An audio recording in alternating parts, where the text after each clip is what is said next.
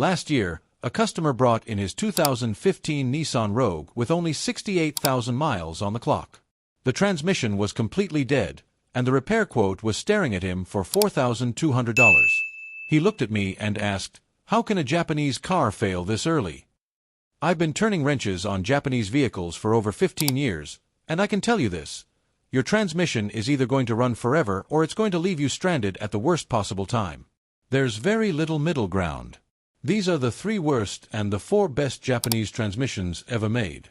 Worst number 1, the Honda 6-speed automatic paired with the J-Series V6 engines from 1998 to 2004. Yeah, I'm putting a Honda on the worst list, and I already know some of you are going to be typing angry comments. But the facts matter more than brand loyalty.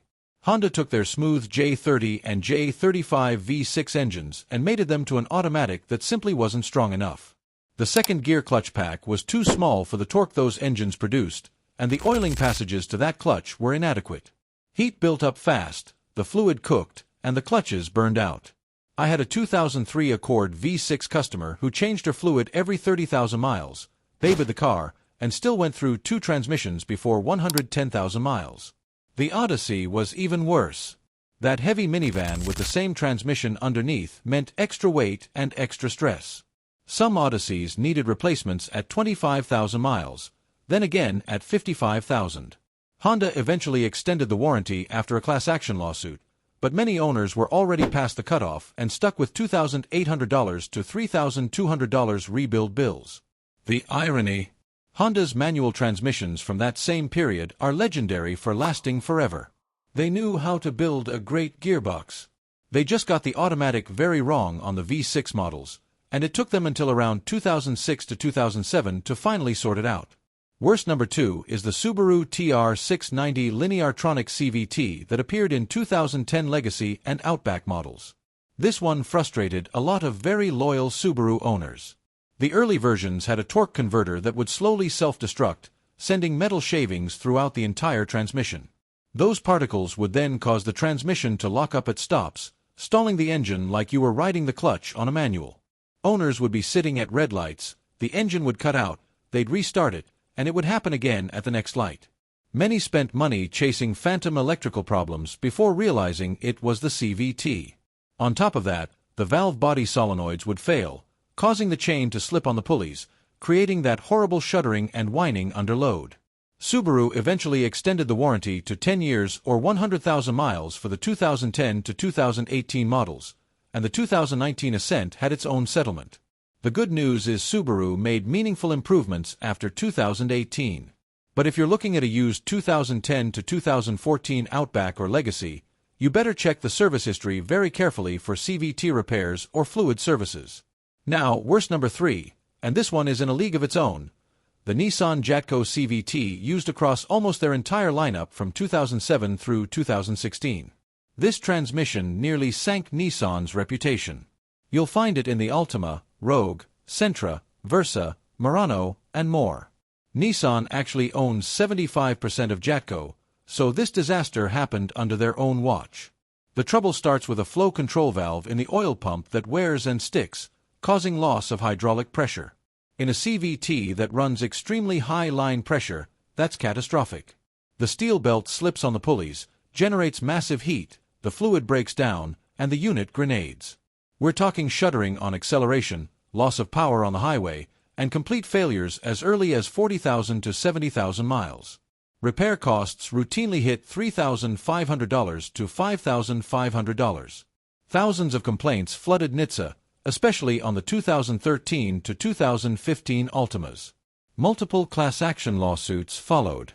Nissan extended some warranties, but the reputation damage was done. The brand that once gave us the 240Z and GTR became the one mechanics warn customers to avoid on the used market. If you're shopping a Nissan from that era, walk away unless it has ironclad service records. Alright, let's move on to the transmissions that actually make owning a Japanese car feel like a smart decision. These are the ones I trust. Best number 1, the Mazda SkyActiv Drive 6-speed automatic. This is my personal favorite underrated transmission coming out of Japan right now. Introduced in 2012 and still used in the Mazda 3, Mazda 6, and CX-5, Mazda designed and built this one completely in-house. What makes it brilliant is the lock-up strategy. The torque converter locks up in every gear from 2nd through 6th, often as low as 5 to 8 miles per hour.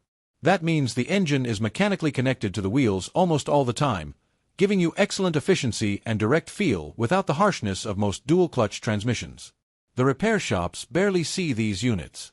They just keep working quietly for 150,000, 200,000 miles and beyond with regular fluid changes. It's not the fastest shifting transmission on the planet, but it's smooth, reliable, and efficient. If you're deciding between a used CX-5 and a Rogue, this transmission alone should make the choice obvious. Best number 2, the Toyota A340 4-speed automatic. This thing is legendary for a reason. Produced since 1986 and used in everything from the first-generation Tacoma and third-generation 4Runner to the Supra and various Lexus models. It's overbuilt in the classic Toyota way, heavy-duty internals, excellent cooling, and components sized like they expected you to tow maximum capacity every single day. These transmissions regularly go past 400,000 miles with nothing but fluid changes. I've seen 3rd-gen 4Runners and 1st-gen Tacomas with original A340s still shifting perfectly at 500,000 even 700,000 plus miles. Parts are inexpensive, knowledge is widespread, and any decent shop can rebuild one. If you find a clean example with service records, that transmission will probably outlive the rest of the vehicle. Best number 3 is the Toyota Hybrid Synergy Drive. Yes, the one in the Prius and other hybrids. Before you roll your eyes, listen. This is not a traditional belt-driven CVT like the Nissan or Subaru units. It's an electronically controlled planetary gear system using 2 motor generators. There are no wearing friction belts or pulleys. It's the same basic planetary gear technology that's been used reliably in heavy machinery for over 100 years. Taxi fleets in New York and Los Angeles have Priuses with 400,000, 500,000, and even over 600,000 miles on the original transmission with only fluid changes. It's almost impossible to wear out. Toyota probably hurt themselves by calling it a CVT at all because that word now scares people. But mechanically, this is one of the most reliable transmissions ever put in a passenger car.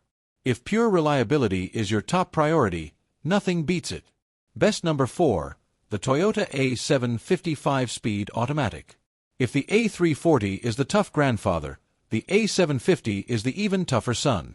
Used in the 4th and 5th generation 4Runner, Tundra, Sequoia, and Lexus GX from 2003 all the way into the 2020s. This transmission is ridiculously over-engineered. We're talking about a unit that survived a 2007 Tundra going over 1 million miles on its original internals. Just fluid changes the entire time. It's not flashy or quick-shifting, but it is nearly indestructible. That's exactly why clean high-mileage 4Runners and Tundras still command strong money on the used market while similar mileage Nissans sit unsold. Toyota spent the extra money to build it right, and owners have been reaping the benefits for decades.